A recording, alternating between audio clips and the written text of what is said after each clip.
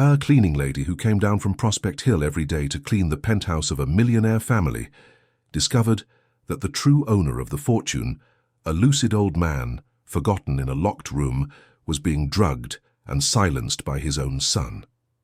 When Leah gathered the courage, evidence, and faith to report what was happening behind the glass walls, a simple blue notebook, an old tape recorder, and the firm voice of an old man changed their destinies forever, shook the construction empire, and restored dignity to someone the world had already discarded. This is a story of courage, faith, justice, and caring for those no one wants to see. Prepare yourself, because this story will touch your heart. Subscribe to the channel, leave a like on this video, and comment where you're watching from. Leah Evans was 32 years old and had a courage that she almost never let out of her mouth. She lived with her diabetic mother and 8-year-old son at the top of Prospect Hill in Chicago, in a tidy shack where the flowered tablecloth hid the cracks in the wood and an old radio played hymns in the morning. The announcer's voice, cracking every time the wind hit the broken antenna. The smell of weak coffee mixed with the ointment her mother rubbed on her swollen feet marked the beginning of each day. The boy was still asleep, wrapped in a patched blanket, when she descended the uneven steps of the alley, her grandmother's rosary in her pocket and a little blue notebook in her purse, trying not to trip over the loose stones that the city never fixed. She went down every day at 5, carrying a cloth bag with a packed lunch and a water bottle, to catch the crowded bus to River North. Inside the bus, she would press her forehead against the fogged-up window and watch the city change its face. From the potholed asphalt of the hill to the wide avenues, from the crooked lampposts to the mirrored skyscrapers that reflected the pink dawn sky. The marble of the buildings seemed like another world, a place where people didn't have to count coins to afford the bus ride home. She worked twice a week in the penthouse of the Price family, a glass-walled duplex on the 12th floor, where the silence was only broken by the distant noise of the city below and the muffled sound of the millionaire son Richard's meetings. The floor was white porcelain, so smooth it reflected shadows, and the air conditioning kept the temperature frigid even when the sun was cracking the streets outside. The curtains were made of heavy, cream-colored fabric, and there were abstract paintings on the walls that Leah didn't understand, but she cleaned them carefully, wiping them with a cloth, without letting her fingers touch the paint.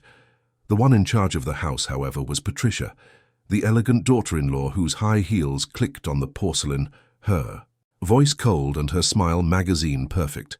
She wore a perfume that was too strong, lingering in the air long after she left the room, and had a habit of talking on the phone while walking, gesturing with a hand full of rings, never looking at Leah directly. When she needed to give an order, she would point with her chin to the room that needed to be cleaned, as if words were too scarce to be wasted on people like the cleaning lady. It was on a Tuesday morning, while mopping the back hallway, that Leah heard a faint clearing of the throat from behind a door that was always locked. The sound was of someone trying to clear their throat, a small, tired effort coming from the other side of the wall covered in striped wallpaper.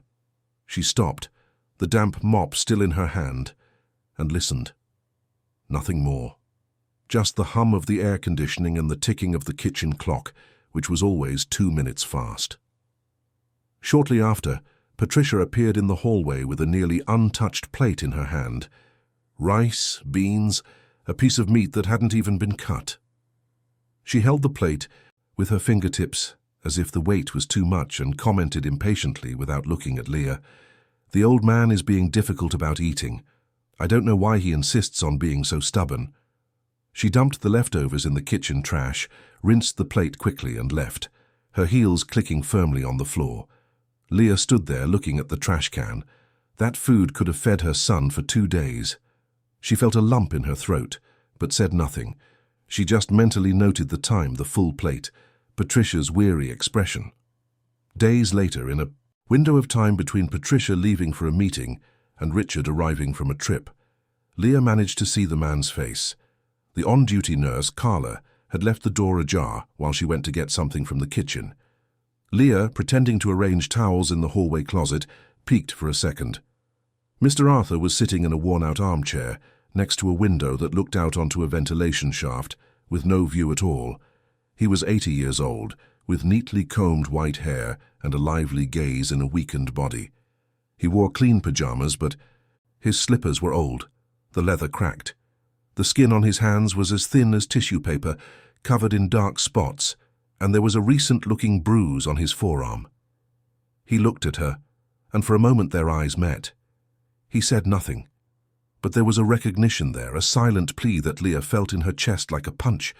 He was the millionaire's father, kept there, away from the main living area, far from visitors, as if he were a family secret or a shame that needed to be hidden. Seeing him, Leah felt the old pang of guilt for not having visited her own grandfather in the hospital before he died. The smell of disinfectant and old urine coming from the room took her back to that public hospital hallway, where she arrived too late and found only a white sheet covering the body. That old man there in the armchair reminded her of time that doesn't come back and words that were never said. Two goals began to beat in her chest with the force of a drum, to make sure he ate and took his medicine properly, and to find out why after. All a father was hidden away like that, locked in a room while his son conducted meetings just a few feet away. But the barriers were as high as the building itself. Patricia controlled the electronic key to the room and didn't like the cleaning lady lingering inside. "You don't need to worry about the old man, Leah. He has a nurse, he has everything he needs. You take care of the house, that's your job," she said once, in that tone of someone explaining the obvious to someone slow to understand. And the fear of sticking her nose where it didn't belong came on strong like a wave.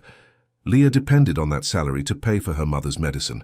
The insulin was getting more and more expensive, and her son's overdue school fees, for which she had already received 2 notices from the principal. She couldn't afford to lose that job. But she also couldn't get Mr. Arthur's gaze out of her head, nor the full plate thrown away, nor the bruise on his arm. She started to jot down, in the little blue notebook she carried in her purse, small details that no one else seemed to see. Mealtimes. Lunch arrived at the room at 11:30, but the tray returned untouched at noon. Leftovers on the plate, always the same: rice, beans, meat.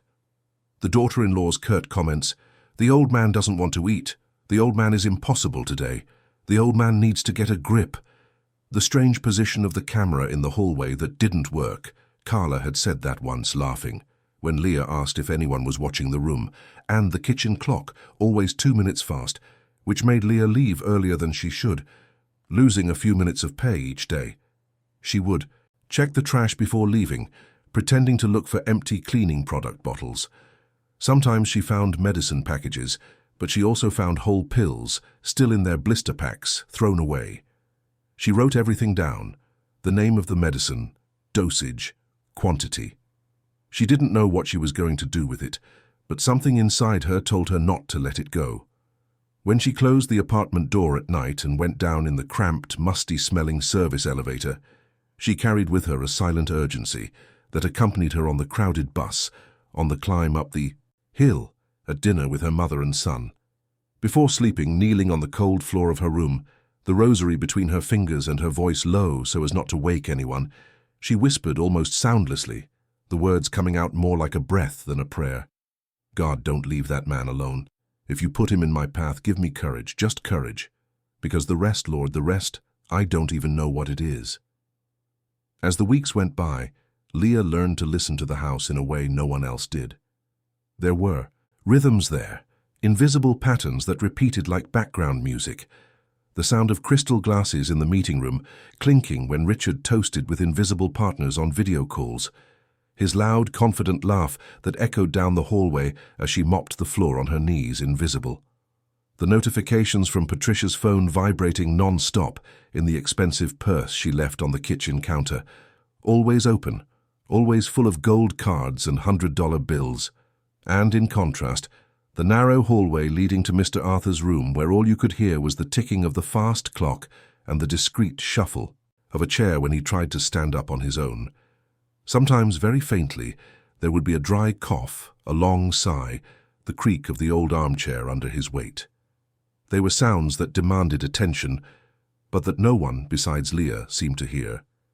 She began to notice details that everyone else missed: plates returning to the kitchen almost untouched, always covered with plastic wrap, as if they hadn't even been offered properly.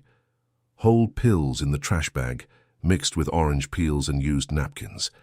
She recognized them by their color and shape, the same ones. She saw on the prescriptions left on top of the refrigerator. Half-full glasses of water, forgotten on a side table in the hallway, the water already warm and a thin layer of dust on the rim. No one drank from those glasses. No one remembered they were there. One day, while carrying the trash bags to the service storage room, a hot, poorly lit cubicle at the back of the building, Leah found torn envelopes among the papers. They were medical reports, printed on the letterhead of a private clinic. She opened one, then another, frowning as she tried to understand the difficult words. There were terms like preserved cognitive ability, oriented in time and space, long-term memory intact, and in one of them, underlined in blue pen, the word lucid.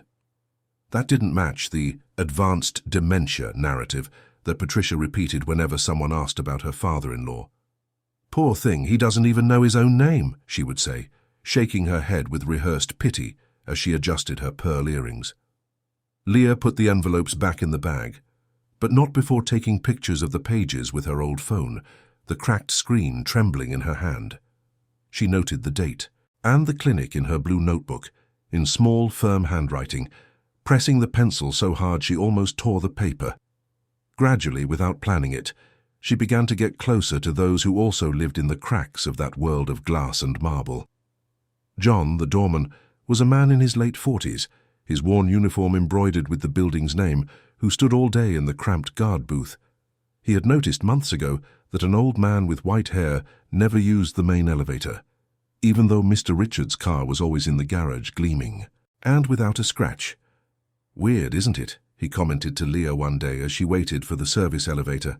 "His father lives up there, but I've never seen the old man leave, not even to get some sun." Mrs. Nina, the cook who worked 3 times a week preparing the family's meals, was a stout woman with rough hands who smelled of garlic and cilantro.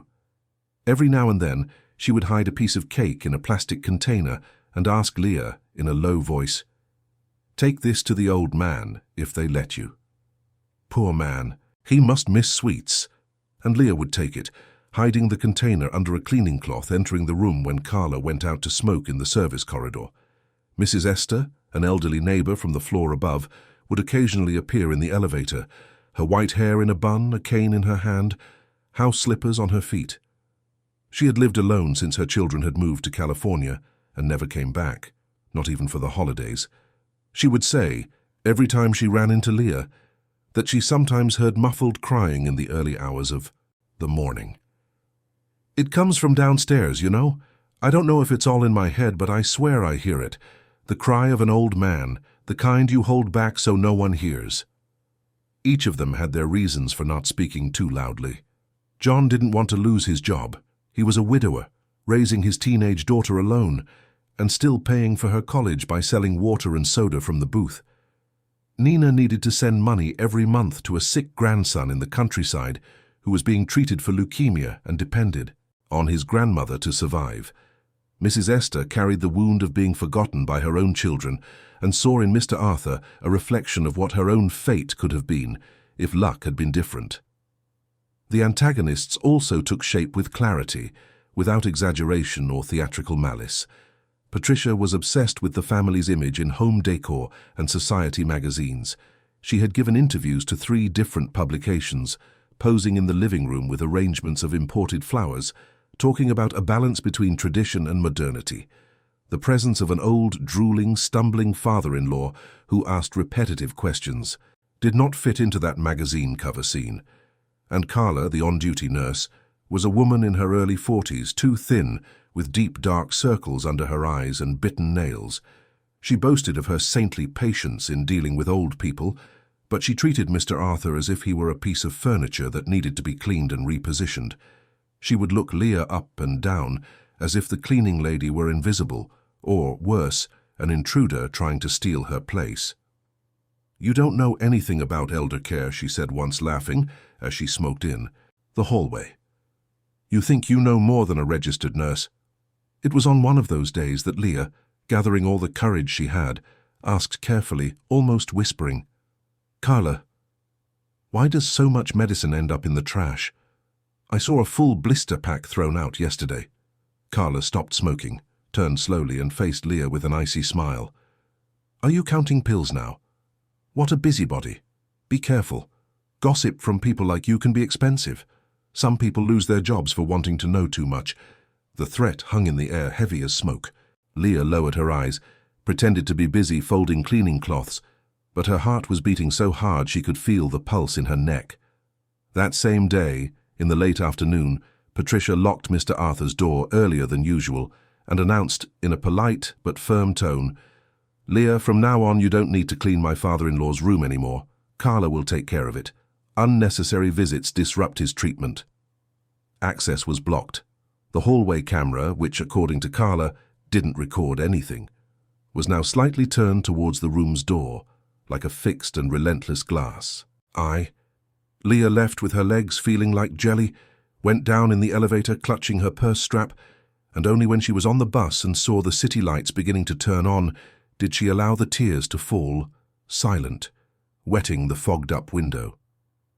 Still, in a stroke of luck or providence, she managed to get into the room one more time. Patricia had gone out for a charity luncheon, Richard was away on a trip, and Carla had fallen asleep on the living room sofa, mouth open, phone in hand. Leah seized the opportunity.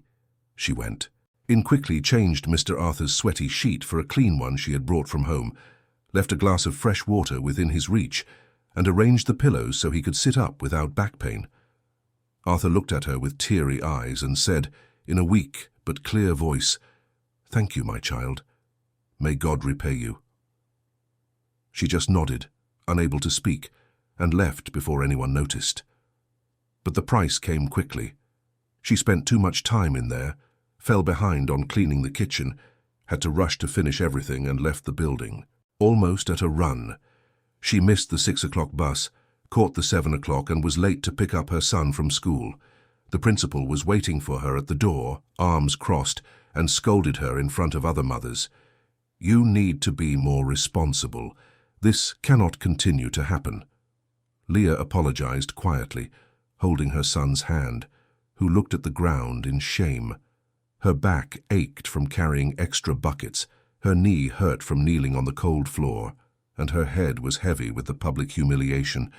But that night, as she put her son to bed and covered him with the patched blanket, she thought of Mr. Arthur's grateful smile and decided that for now, that small victory was worth every drop of pain. One Thursday afternoon, while slowly mopping Richard's glass-walled office, Leah heard his voice lower than usual. He was on the phone, his back to the door, looking out the window at the entire city below, a sea of buildings and antennas under a sky heavy with clouds. She had just entered the room with her bucket and cloths, thinking the office was empty as it usually was on Thursdays. But there he was, his voice low, almost a whisper. Richard didn't know she was there. Leah instinctively ducked behind the dark wood bookshelf, where trophies for Businessmen of the Year and framed photos with smiling politicians were displayed. She began to scrub the baseboard slowly, almost silently, her heart racing. He was on speakerphone, and the voice on the other end was that of an older man, formal, measured. "A permanent legal incapacitation would be the safest route, Mr. Price. With the psychiatric evaluation we have, it won't be difficult. Judges tend to accept this sort of thing when the family shows concern." Richard paced back and forth, his leather shoes tapping on the floor. "And how long does it take?" 2-3 months. Depends on the official assessment. But if we move him out of Chicago, put him in a more remote clinic, away from journalists and people who know him, it becomes easier. Less chance of anyone questioning it." "Inconvenient memories," Richard muttered, almost to himself. "The old man knows things that can't come to light right now. Old business deals, you understand. There are contracts that were signed in a, let's say, creative way. If he opens his mouth in front of the wrong people." Exactly. That's why the incapacitation solves 2 problems at once. It protects you, and it protects him. After all, a man in his condition shouldn't be making decisions on his own. Leah's stomach churned. She kept scrubbing the baseboard, pretending to be focused, but every word felt like a needle.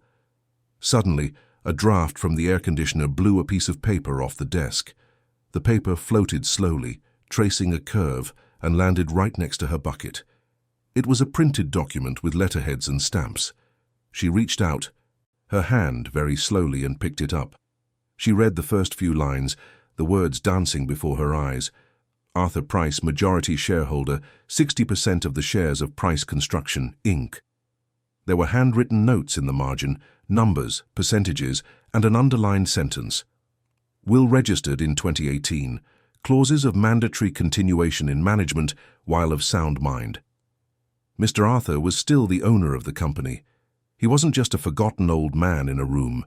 He was the man who held the reins of everything, or at least he did until Richard could get him out of the way for good. The incapacitation would be the perfect tool. Declare his father incompetent, assume total control, erase any memory that could tarnish his image. Leah carefully folded the paper and tucked it into the waistband of her pants under her apron. She continued cleaning, breaking into a cold sweat until Richard hung up the phone and left the office without a backward glance. She remained there, kneeling on the floor, breathing deeply, trying to control the trembling in her hands. The antagonist's character was drawn without exaggeration, without gratuitous evil. Richard was not a monster who wished for his own father's death. He wasn't planning to poison anyone, wasn't plotting murder, but he accepted with a chilling coldness the idea of drugging him with unnecessary medication, isolating him in a remote clinic, and declaring him legally incompetent, if it guaranteed absolute control of the fortune, the continuation of his image as an exemplary businessman, and the security of the questionable deals he had made over the years. It was the banality of evil disguised as family concern. It's for his own good, Patricia would say. He can't handle the pressure anymore, Richard would add, and everyone would believe it. Because it was easier to believe a well-told lie than to investigate the truth hidden behind locked doors. And Carla, the nurse, helped because she was drowning in debt. She owed money to loan sharks who charged exorbitant interest, had lost her apartment, and was living with her sister. When Patricia offered her the full-time job with an above-average salary and a special bonus if she cooperated with the treatment, Carla closed her eyes to what she didn't want to see. She administered stronger doses of sedatives than necessary, wrote lies in the medical chart about aggression and confusion, and told everyone that Mr. Arthur was a lost cause. Leah, leaving the office that day, felt her legs turn to jelly. She went down in the service elevator, left the building through the basement, past the guard booth where John gave a distracted wave, and walked to the bus stop with the paper still warm in her waistband. She sat on the metal bench, the sun beating down on her head, and remembered. She remembered the only other time she had reported something similar. It was years ago, when she worked for a family on the West Side. The woman of the house mistreated her bedridden mother-in-law, left the old woman dirty, yelled at her, denied her food when she was angry. Leah tried to talk to her, was ignored, and then, in a desperate act of courage, went to the police station. She entered scared, left with a police report in her hand and a timid hope in her heart. The next day, her employer was waiting for her at the door, her eyes hard, an envelope in her hand. Fired without notice. You're a gossip, Leah, spreading lies about us. You'll never work in a family home in this neighborhood again. And she kept her promise. No one believed the cleaning lady. The old woman died months later, and Leah never forgave herself for not doing more, for giving up too quickly, for letting fear win. Now, sitting at the bus stop with the deafening noise of traffic, the internal conflict burned inside her like a hot coal. She knew that messing with rich people brought storms. She knew that a report could cost her her job, her reputation, maybe even her safety. But every bruise on Mr. Arthur's arm, every torn report in the trash, every wasted pill, every lie about total dementia weighed more than her fear. Meanwhile, discrete subplots intertwined, weaving an invisible web of pain and resistance. Leah's mother had been waiting 6 months for an eye exam through the public health system that never came through. Her diabetes was getting worse and she could no longer see properly, but the clinic only offered appointments for the following year. John worked a side job as a rideshare driver on weekends to pay for his daughter's college, who dreamed of becoming a lawyer. He worked 14 hours a day, slept 4 and never complained. Mrs. Esther wrote long letters to her distant children, letters she never sent, but kept in a shoebox under her bed. They all carried their stories of abandonment and care, reflecting the theme that was emerging as the story's backbone, the fate of the elderly in the hands of those who decide to listen or turn away, those who choose to see or pretend not to, those who risk everything to do the right thing or protect themselves in the safe silence of omission. The following week, Leah tried, with her heart in her throat, to say something to Patricia. She waited for a moment when the daughter-in-law was alone in the kitchen, drinking an espresso from a tiny porcelain cup. She approached slowly, wringing a cleaning cloth in her hands. "Mrs. Price, I'm sorry to bother you, but Mr. Arthur, he seems to understand everything, you know. The other day he spoke to me very clearly. He thanked me when I changed his sheet. Maybe—" Patricia turned slowly, set the cup down with a sharp clink, and stared at Leah with an icy smile. She didn't shout, didn't raise her voice. She just said in a low, dangerous tone, "Leah, you're a good employee, but you need to understand the limits of your job. My father-in-law has dementia. The doctors have confirmed it. If he says anything, it's just his confused mind. And look, I would hate to have to find another cleaning lady, but there are a lot of people who need a job, you understand?" The veiled threat hung in the air like toxic smoke. Leah lowered her eyes, murmured, "I'm sorry, ma'am," and left the kitchen, her cheeks burning with shame and anger. That same day, when she left, she found her pay envelope was thinner than usual. Opened it, counted the bills. A day's pay was missing. Patricia had deducted it under the excuse of a scheduling error. Leah did the math in her head. She wouldn't be able to pay the electricity bill and the school fees in the same month. She would have to choose. The personal limitation weighed like a stone. Her tongue froze in front of her employer. The words died before they could come out, choked by the fear of losing everything. But that night, when she got home, when she saw her mother sitting on the doorstep, holding the overdue electricity bill with a tired look, and saw her son sleeping in his poorly ironed school uniform because she hadn't had time, Leah felt something different. It wasn't courage yet. It was exhaustion. Exhaustion from bowing her head, from swallowing her words, from pretending she didn't see. She sat down next to her mother, took her calloused, warm hand, and said softly, "Mum, I think I'm going to do something that might go very wrong, but I can't stand being quiet anymore." Her mother squeezed her hand back and replied, with the gentle voice of someone who has been through a lot, "Then do it, daughter. And if it goes wrong, we'll figure it out. God doesn't abandon those who do the right thing." And it was with that simple blessing, given on the doorstep of a shack on top of the hill, that Leah decided she wasn't going to stop. Mr. Arthur's gaze, reminding her of the grandfather she couldn't save, kept calling for courage, and this time she was going to answer. The opportunity came on a Friday night, when a storm broke over Chicago, with the force to rip off roofs and knock down trees. The sky turned black before 7, and the first lightning bolts tore through the clouds with white flashes that lit up the entire city for a second. Leah was at home, making dinner, when her phone rang. It was Patricia, her voice as cold and impatient as ever. "Leah, I need you to come work tonight. We're traveling to New York early tomorrow morning, and the house has to be spotless. I'll pay overtime." Leah looked out the window. The rain was already starting, heavy, pounding on the tin roof with the sound of a drum. Her mother was sitting on the bed, massaging her swollen feet, and her son was doing homework by candlelight because the power on the hill had already gone out. She thought about saying no, but then she remembered the overdue bills, the opportunity that might not come again. "All right, Mrs. Price, I'll be there." She descended the hill with the rosary in her pocket, the blue notebook hidden under her apron, and a tight feeling in her chest. The rain soaked everything, mud ran through the alleys, and she nearly slipped twice. She caught the empty bus, no one was out on a night like this, and watched the darkened city from the fogged-up window. Half the neighborhood was dark, transformers exploding in green sparks. When she arrived at the penthouse, the generator was already running. There was light in the main areas, but the inner hallways were in shadow, lit only by emergency lights that flickered occasionally.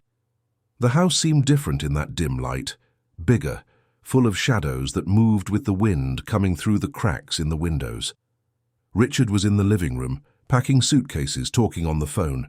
Patricia was organizing papers in the office, her expression tense. "Clean everything, Leah. Kitchen, bathrooms, bedrooms. Do a thorough job. We'll be back on Tuesday." Leah nodded and started her work. But first she went down to the guard booth. John was there, sitting in an old chair, listening to the radio. She approached, wet from the rain, and whispered what she had arranged with him days before. "John, remember what we talked about? The alarm for the back hallway. Tonight's the night." He hesitated, looked around, sighed deeply. "Leah, if they find out." "I know, but it's the only chance. Please." John closed his eyes, said a silent prayer, and then fiddled with the control panel. Done. 15 minutes of network maintenance. After that, everything goes back to normal. She thanked him with her eyes and hurried back up. The sound of the rain covered footsteps and whispers. The thunder muffled the creaking of doors. Leah began to move through the house with heightened awareness, doing her job, but keeping an eye on everything. She passed Mr. Arthur's door and heard voices inside. She pressed her ear to the wood. Carla was giving him an injection in his arm, speaking in an efficient nurse's tone. "There you go, Mr. Arthur. This will help you. Sleep well, it's just a vitamin, okay?" But Leah recognized the packaging Carla left on the small table. It wasn't a vitamin. It was a strong sedative, the kind used for surgery. She saw the nurse write something different in the chart from what she had actually administered. Vitamin B complex 5 ml intramuscular. Leah pulled the notebook from her pocket, jotted everything down. Time, real medicine, fake medicine, and quickly put it away when she heard footsteps. Carla left the room, locked the door, yawned, and went to the guest room. "I'm going to rest a bit. Call me if you need anything." She closed the door, and soon the sound of a soap opera on TV leaked from under it. Leah waited. She cleaned the kitchen slowly, scrubbed the living room floor, folded towels, feigning work while waiting for the right moment. Richard and Patricia finally retired to their bedroom at the other end of the apartment. The house fell silent, with only the rain outside and the low hum of the generator. It was then that Leah moved. She walked down the semi-dark hallway, her heart pounding so loud she could feel the pulse in her neck. She reached the small storage closet, that cramped cubicle where brooms, buckets, and cleaning supplies were kept. There, behind a metal cabinet that she herself had helped push weeks before, was a smaller door with an old latch and peeling paint. She remembered seeing Richard come out of there one day with a grey folder under his arm. At the time, she hadn't thought anything of it. Now, it all made sense. She pushed the cabinet slowly, the metal scraping against the floor with a low creak. She tried the lock. It was just latched, not locked. She pushed the door open carefully and went inside. It was a stuffy, windowless room smelling of must and old paper. There were stacked boxes, yellowed folders, dusty files. A bare bulb hung from the ceiling, swinging in the draught. Leah pulled the cord, and the weak light revealed shelves full of documents. On one of them, she recognized the Price surname stamped on leather-bound folders. She opened one, then another, flipping through them quickly. Old contracts, receipts, correspondence. And then she saw it. On top of a thicker folder, an old cassette tape recorder with worn buttons and a yellowed label stuck to the side. AP, Personal Archive. With trembling hands, she pressed the play button. The tape hissed, turned, and then Mr. Arthur's voice filled the small room. It was a firm, lucid, measured voice, likely recorded years ago. "My name is Arthur Price. I'm recording this today, March 12, 2018, in full consciousness and mental capacity. I want to state for the record that Price Construction was founded with the sweat of my father and myself. I worked 40 years to build this, and I have one condition that cannot be forgotten. No elderly member of our family, including myself, shall be treated as a burden, hidden in shame or deprived of dignity. Those who do not respect their elders do not deserve to inherit what they have built." The voice continued, detailing decisions about the company, guidelines for the future, names of partners, stock values. It was living proof that he knew exactly what was happening and that he did not accept this fate of imprisonment. Leah was so focused that she didn't hear the approaching footsteps. Suddenly, the light in the hallway changed. Carla, suspicious of the light on in the storage closet, the same light that was leaking from under the door, was heading towards the room. Leah heard her muttering, "Who left this on?" There was no time to get out. Leah huddled behind the boxes, holding her breath, her knee knocking against a metal bucket, which made a sharp sound. She gripped the rosary so tightly she almost broke it. Carla entered, glanced quickly around the closet, grumbled about the mess, and turned off the light. "This old building, everything's faulty." She left, pulling the door shut with force, and the latch clicked. Leah stayed there in total darkness, counting to 100, the recorder clutched to her chest. When she was sure Carla was gone, she crept out, slipped the recorder into the deep pocket of her apron, pushed the cabinet back into place, and returned to the kitchen. She knelt on the floor, pretending to scrub an invisible stain, her hands shaking so much the cloth kept falling. On her way out, however, another obstacle appeared. The building manager, a fat, sweaty man, had been told by Richard that any strange activity should be reported. He showed up at the guard booth, questioning John about the so-called alarm maintenance. "John, that alarm that went off, was that you?" "Yes, sir. Quick network maintenance, as you requested." "I didn't request anything of the sort." John stammered, his face turning red. The manager took out a clipboard, wrote something down, and said sharply, "Formal warning. One more of these and you're out on the street." Leah saw it all from a distance, standing under the awning, waiting for the rain to let up so she could catch the bus. She felt the weight of the risk she had placed on everyone. John could lose his job because of her. His daughter might have to drop out of college. Everything could fall apart. But that same night, on the empty bus with the heavy recorder in her pocket and the rain beating against the windows, she knelt mentally, because she couldn't actually kneel there, and whispered, her voice choked with emotion, "If this truth is yours, Lord, help me bear what comes and protect John, who has nothing to do with this."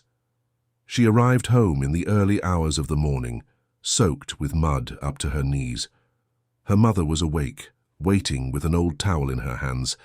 She hugged her daughter without asking any questions, just sensing that something big had happened.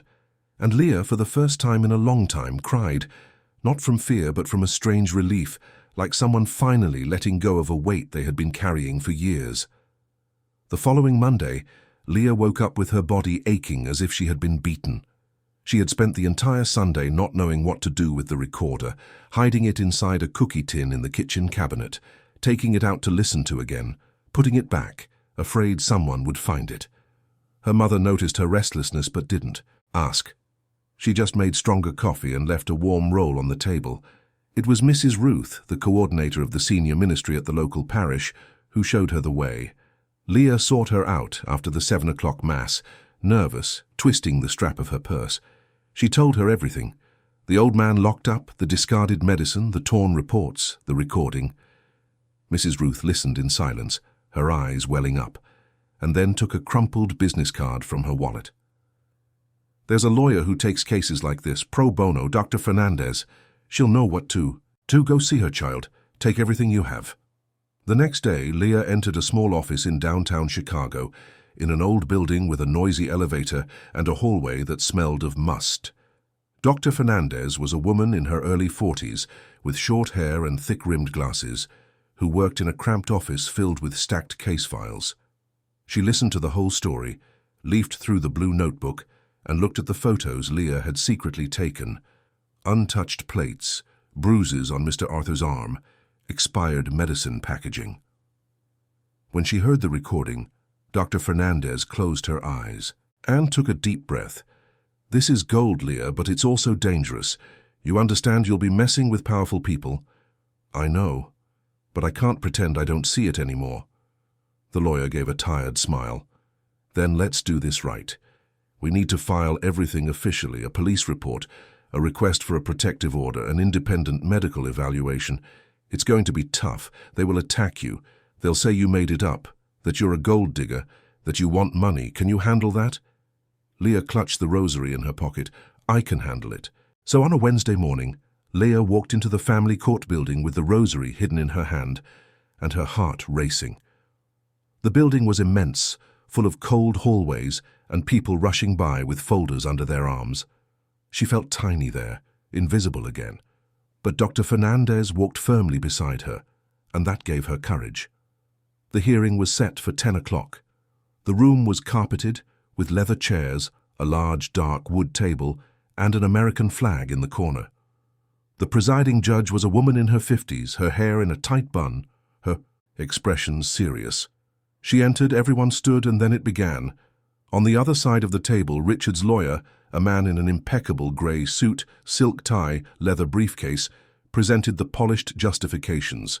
Mr. Arthur was an elderly man, unable to care for himself, with a diagnosis of dementia confirmed by 3 private doctors. The family, concerned for his safety, had taken all necessary precautions. Any claim to the contrary was the result of a misunderstanding, or worse, undue financial interest. He spoke eloquently, using difficult words, gesturing with his hands, looking at the judge as if explaining the obvious. He presented medical reports, charts, prescriptions. Everything looked perfect on paper. Then the judge called Leah to speak. She stood up, her legs wobbly, and walked to the chair next to the judge's bench. She sat down, smoothed her worn skirt, wiped her sweaty hands on the fabric. Her voice trembled at first, coming out weak, almost a whisper. I've been working there for 6 months. A cleaning lady, twice a week. Louder, please, the judge requested, without harshness. Leah took a deep breath and found strength in the memory of her grandfather, who had died alone in a hospital, while she cleaned strangers' houses. She thought of her mother waiting months for an exam from the public health system. She thought of the calloused hand of John, who was sitting in the back of the room as a witness, his eyes fixed on her, giving her silent strength. I started seeing strange things, plates of food coming back untouched, medicine thrown in the trash, torn-up reports that said Mr. Arthur was lucid, not demented. He would talk to me clearly. He'd thank me when I changed his sheets. He had bruises on his arm like someone had gripped him, hard. The door was always locked. The camera in the hallway didn't work, but it was always pointed at his room. Richard's lawyer raised his hand. Your Honor, the witness has no medical training. How can she assert that? Let her finish, the judge cut in. Leah continued, her voice gaining strength. She told them about the reports found in the trash, the discrepancies between what Carla wrote down and what she actually administered. She spoke of the stormy night, the storage closet, the recorder. Dr. Fernandez stood up and presented the device along with a notarized copy. Your Honor, I request that the audio be played. The judge took the recorder, connected it to a small amplifier and pressed play. Mr. Arthur's voice filled the room, firm, lucid, measured. He spoke of the company, of dignity, of the condition that no elderly family member be treated as a burden. Richard reacted with an explosive outburst, jumping from his chair. This is an invasion of privacy. She broke into a locked closet, stole private property. Your Honor, this woman could have planted evidence. She could have... Sit down, Mr. Price, the judge ordered, her voice sharp. Patricia, sitting next to... Her husband began to cry. Perfect tears streamed down her flawless makeup, a silk handkerchief in her hand. I have always cared for my father-in-law with love, Your Honor. Always.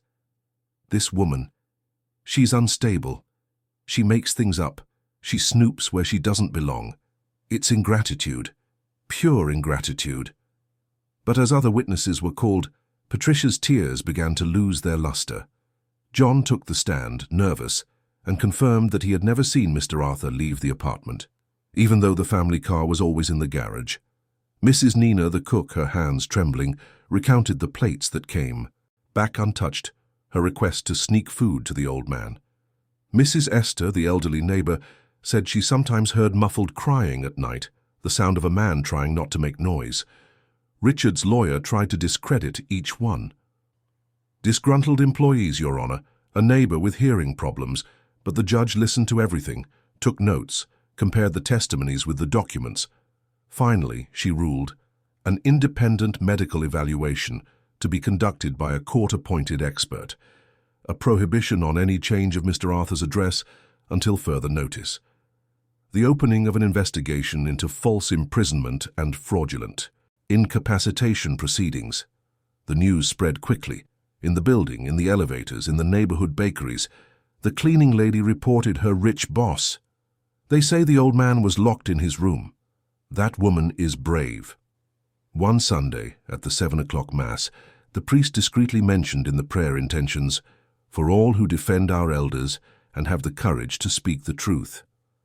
But every step forward came at a high price. Leah had to miss work at 2 other jobs to go to the police station to file the report, then to the courthouse to sign papers, then to a notary to certify copies. She lost part of her income. The electricity bill piled up, a shut-off notice arrived. Her son's school principal called her for a meeting she couldn't attend, and the boy almost lost his spot in the tutoring program.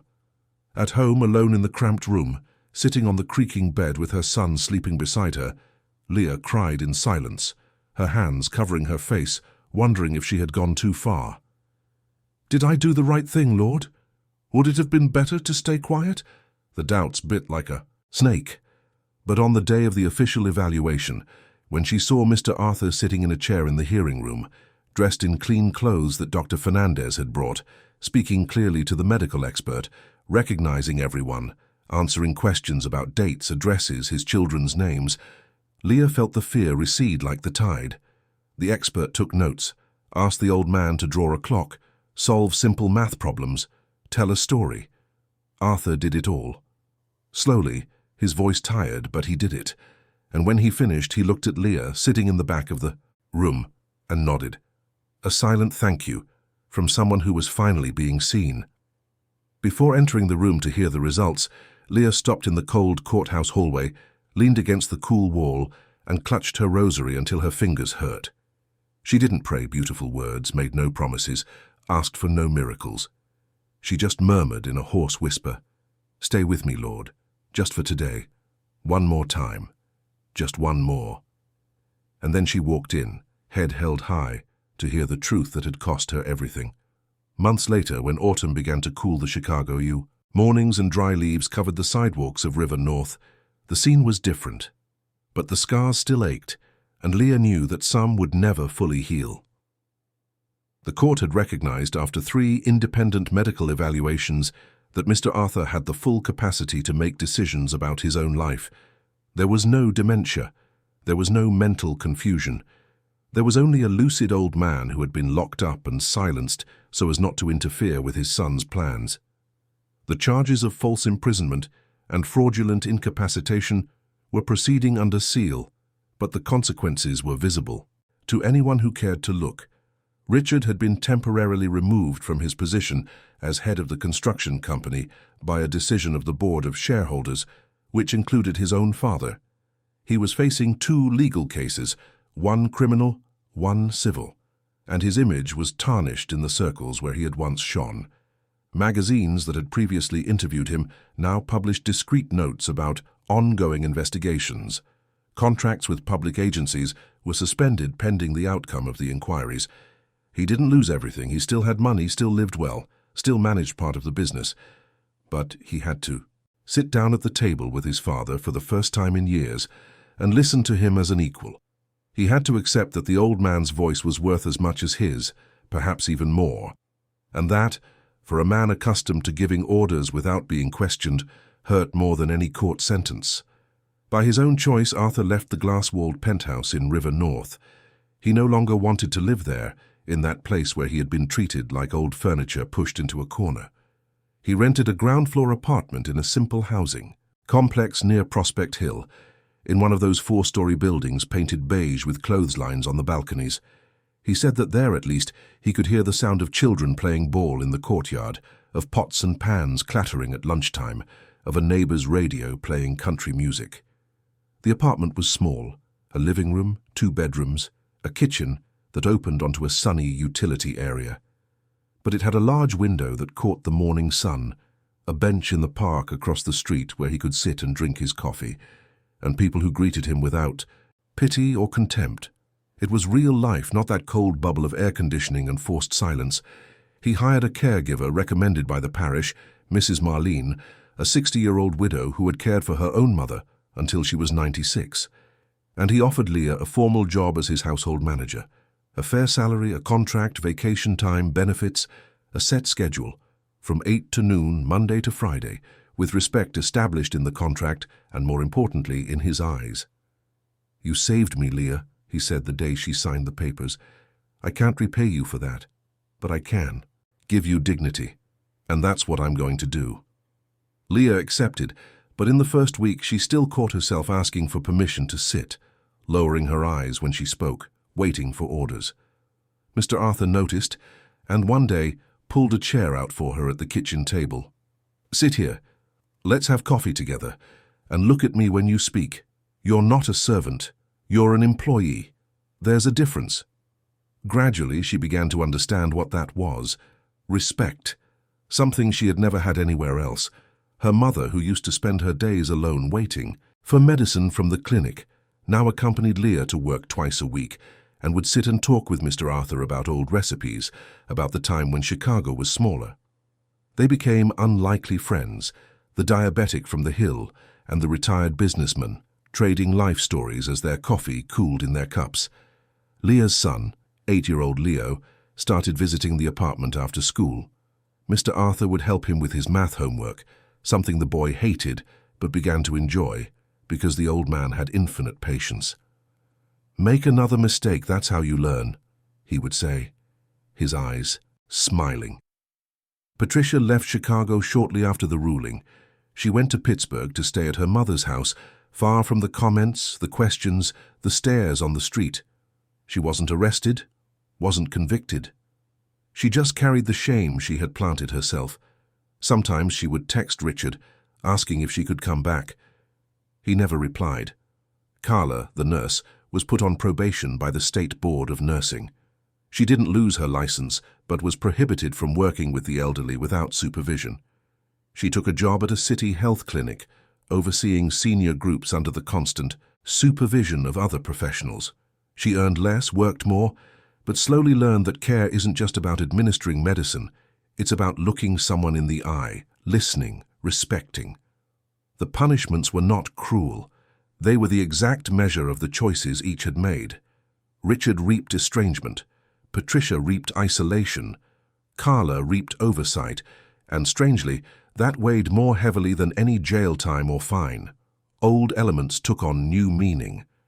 Leah's little blue notebook, the one used to record humiliations and evidence, now had clean, organized pages, logging medication times, doctor's appointments, visits from friends. Anyone could see it. It was always open on the living room table, next to the worn-out Bible and the remote control. The wall clock in the kitchen, which Mr. Arthur insisted on buying just like the one in the penthouse, showed the correct time. Not a minute fast, not a minute slow. "Time is too serious a thing to be forged," he would say, carefully adjusting the hands. Leah's grandmother's rosary, the one she would clutch until it hurt in moments of fear, now hung discreetly from the headboard of Mr. Arthur's bed, and some nights it was he who would lead the prayer, his voice firm, calling over Mrs. Marlene, Leah's mother, whoever else was around. "Let's pray together. God doesn't leave anyone alone when we pray together." The relationships around them blossomed like a garden after the rain. John, the doorman, would bring his daughter, Julia, a third-year nursing student, to listen to Mr. Arthur's advice. He would tell stories about the construction company, about when he started with his hands dirty with cement, and taught what he had learned late in life, that power without care becomes tyranny, that money without humanity is worthless. Julia listened to everything, taking notes in a notebook similar to Leah's, and said she wanted to be the kind of nurse Carla never was. John, sitting beside his daughter, would sometimes discreetly wipe his eyes, proud and quietly thank Leah for having had the courage. Mrs. Esther, the elderly neighbor from the old building, received a visit from her children for the first time in 4 years. They saw the story mentioned on a local TV show, "Cleaning Lady Saves Elder from Penthouse Imprisonment," and felt ashamed. They called, apologized, and came to visit. Now she has coffee at Mr. Arthur's house twice a week, trading cake recipes, with Leah's mother, showing old photos of the grandchildren she finally met. Leah, at last, felt she belonged to that piece of the world, no longer as the invisible cleaning lady who bowed her head and swallowed humiliation, but as a woman who fought, paid the price, lost sleep, cried in secret, almost gave up, but endured. And she reaped, little by little, a place of respect. One Sunday afternoon, as the sun was setting and painting the sky in shades of orange and pink, Leah was in the apartment's kitchen making coffee. The strong aroma filled the air, mixed with the scent of the cake her mother had baked that morning. Outside in the courtyard, her son was playing soccer with his friends, and his celebratory shout after scoring a goal echoed through the open windows. Mr. Arthur was sleeping peacefully in the living room armchair, his mouth slightly open, his hands resting in his lap, his chest rising and falling in a calm rhythm. Mrs. Marlene was fluffing the sofa cushions, humming a church song softly. Leah's mother, sitting at the table, was slowly peeling oranges, her skilled fingers separating the peel from the pulp without wasting anything. Leah paused for a moment, holding the warm coffee cup between her hands, and looked around. She saw it all: the simple kitchen, the formica table, the old man sleeping peacefully, her happy son outside, her mother alive and present. And she felt a strange warmth in her chest, a heat that rose and flooded everything. She closed her eyes for a second, ran her fingers over the well-worn rosary that now hung from a nail next to the refrigerator, and let a single sentence form within her. It wasn't something she had read or heard. It was something that welled up from deep inside, simple and gentle, like water from a spring. When we care for those the world forgets, God cares for us in the silence. She opened her eyes, poured the coffee, took it to the living room, and gently woke the old man. He opened his eyes slowly, smiled when he saw her, and accepted the cup. "Thank you, my child." "You're welcome, Mr. Arthur. You're welcome." And in that moment, with the sun setting outside and the smell of coffee filling the house, Leah knew she had done the right thing. It had cost her dearly. It had hurt. It had left scars. But it was worth it. Every tear, every sleepless night, every fear swallowed. It was all worth it. Because in the end, when the noise of the world falls silent and only the essential remains, what matters is not the size of the house or the shine of the marble. What matters is having looked into the eyes of someone in need and not turning away. And that Leah had done, with fear, with doubt, with trembling hands. But she had done it. And now, finally, she could breathe.